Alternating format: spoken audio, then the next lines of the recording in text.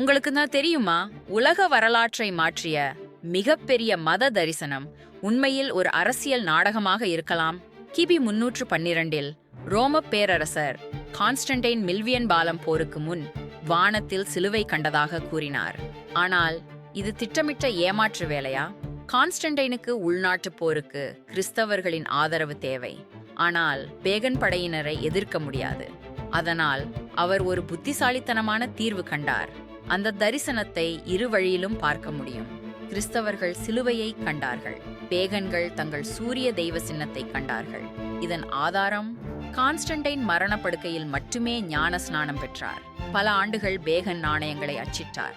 இந்த ஒரு அரசியல் நாடகம் கிறிஸ்தவத்தை ரோம பேரரசின் அதிகாரப்பூர்வ மதமாக்கி உலக நாகரிகத்தையே மாற்றியது.